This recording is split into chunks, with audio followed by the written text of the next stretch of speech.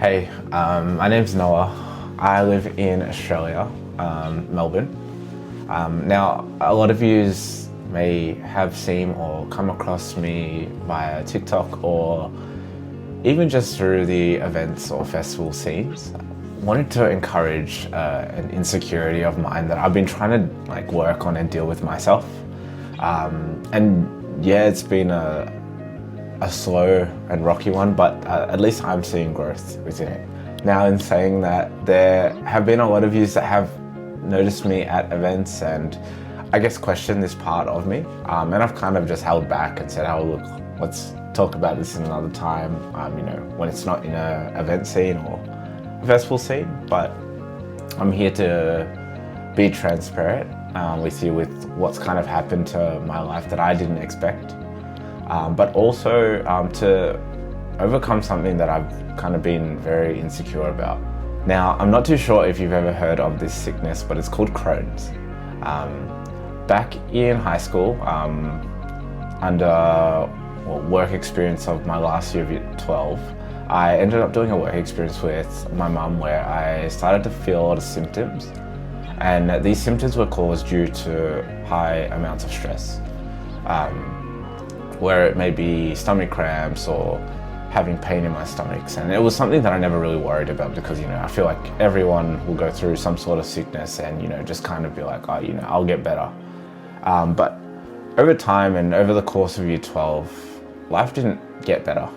It came to a point where it was very unbearable for me to actually live. Now, undergoing year 12 under the high amounts of pressure and high intensity of, I guess, the workplace that I was in, even working with mum, I never really managed my time well. And this amounted to so much because of me putting myself through things that I didn't need to. And it eventually consumed my health. I lived with something called UC, which I was diagnosed with by my specialist after the course of basically 2 years of not knowing, and over time on UC and being from 3 pills a day to about 22 pills a day to still consuming that pain, they eventually re-diagnosed my condition for Crohn's. Back in 2019, towards the end of it when COVID-19 was a thing and still is a thing, was I guess the main topic of sickness at the time, I ended up falling into a surgery early in 2020 in February on Valentine's Day. Now, I remember preparing the day before because I wanted to see my ex at the time. However, those plans didn't happen, obviously because I was rushed to ED due to enormous amounts of pain, unbearable pain, to be fair. And yeah, I remember sitting in the hospital on Valentine's Day at about 7 o'clock. And parents were with me at the time. It was a long awaited wait whilst we're waiting for my blood tests to come back, and it was almost my parents were there from 7 till 2 a.m. We were just waiting in a room, and I was just, obviously couldn't really talk because I was just in pain. After that long wait time, my parents and I made the decision for them to leave, obviously, to get some amount of rest and some sleep for themselves. And I said, you know what, I'll thug it out and, call you or text you if anything happens. So they adventured and went back home. And I think I fell asleep roughly about 3 a.m. And I was awoken by a doctor. Now, this was a surgical doctor. They had received my results back and they said, hey, look, we need to take you into surgery. Here is a form that you'll need to fill out before you go in. Let us know when that's done and it's complete. And for me, I didn't know what this surgery was. And, when you watch movies and hear on the news and some people come out of it, but a lot of surgical things you get scared of and you're never aware about, right? So I was like, oh, I can't sign this until, my parents come here. So I tried to call all my family members, my mum, my dad, and my brother. And unfortunately, they didn't wake up due to, being overtired. Luckily, I had a friend at the time, right, that I called. and he picked up, and I asked him to go to my house to knock on the door, and my lovely dog, she would bark at the door and wake everyone up, as well as seeing my text messages and my missed calls. As soon as that happened, my parents were notified to call me. I picked up that phone call and I said, "Oh, Mum, like, they want to take me into the surgery. I don't know how much time I have left, and I really just want to see you guys before, you know, anything happens." And, you know, they, being the lovely parents they are, they picked up everything, rushed straight here, and it was coming towards 6 o'clock, and I think that was when my doctor was saying, like, "Yeah, look, if we don't get anything by 6 o'clock, like, it's a life or death matter here." By 5:55 a.m. they arrived. I didn't know what to say to them at the time. I just wanted to see you, and they're going to take me into surgery. Like, they found something and they need to take me in. And unfortunately, I couldn't take all my family members through with me all the way through. My mum volunteered to come with me. And I remember being rolled out by the doctor, my mum walking by my side and holding onto my hand. With a lot of emotions that were displayed, I ended up feeling the tears I wanted to cry, but they never came out.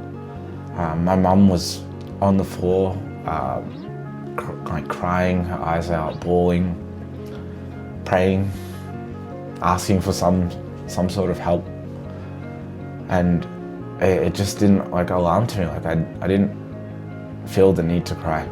Doctors had to prepare the room because they had a previous patient in there, so once that was done, they came in, and I remember they said, "Oh no, like, it's your time to go."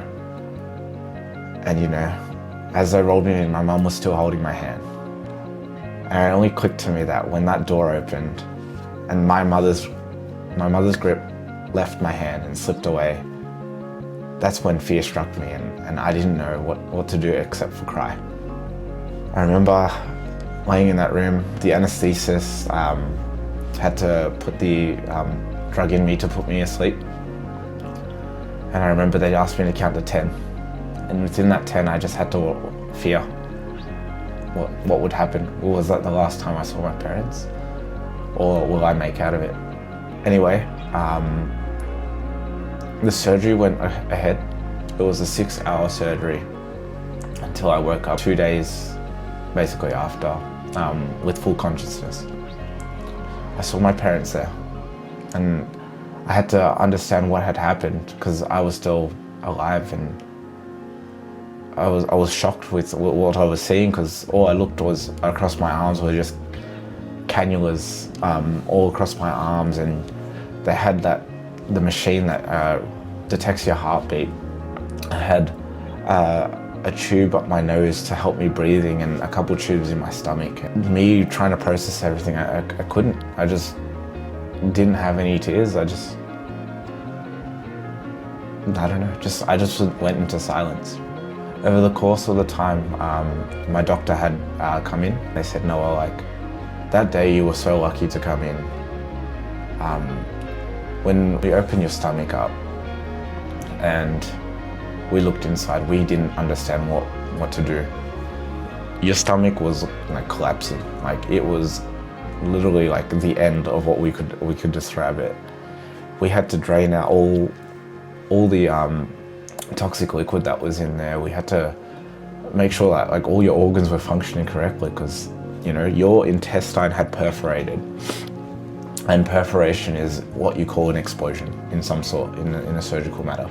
It was an intestine that perforated, and just all the nasty things is what you would want to see, like, was just spreading there and causing me pain. So what they had done was clear out all negatives and try to repair it. But they had to repair it by using a colostomy bag. It wasn't the end there. After being in the hospital for a month, my ex that I thought I had with me that whole time never saw me once. The only reason why she didn't see me was because she cheated on me at the time. Now, I was doing such a physical battle with myself because I had to understand what I was physically, but I also ended up falling into such an emotional battle. I lost my whole sense of identity, and I fell into a depression, right? And that depression lasted me 3 months.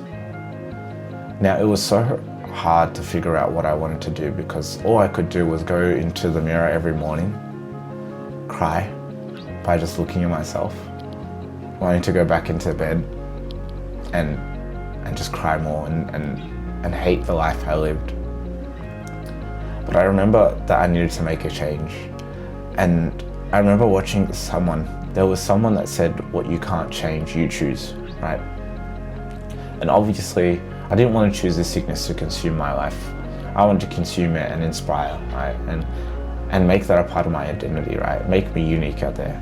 The first step I had to take was to love myself. And that happened over the course of that year that I lived with it.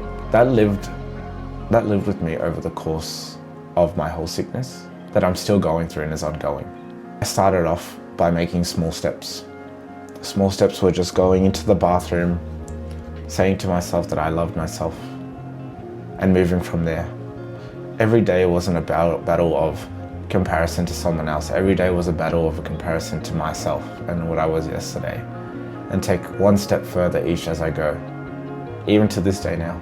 Over the time, I was able to understand myself. I remember coming out of the hospital, I was like at 49 kilos. Basically looked like a skeleton. But that was just part of the recovery journey to being where I am right now. At this stage, in 2021, around March, I finally had my complete reverse surgery, where they basically took me off the bag. Now that bag is something that you can potentially live for in the rest of your life. But because of me being very young, my body was able to heal. I took that, and I took that with care. I wanted to take care of myself and take care of my life. Ever since then, I started to eat well and maintain life well, maintain my stress well. Nowadays, I find it amazing that was a story that happened to me. And why I'm telling you this story is that when I'm at these events and festivals, right, sometimes just living in the moment and enjoying the moment, people will ask me about my stomach, because I will sometimes go shirtless, right? And it is a battle of insecurity for myself to learn. You know, some people have rejected me because of what I have. And the thing is, I could sit there and just hate myself physically, or I could change it.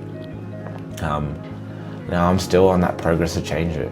And I know this does make me so emotional, because it's something that I'm achieving, and it's something that, you know, when you go through that struggle and you come out well, you feel like you've done something right?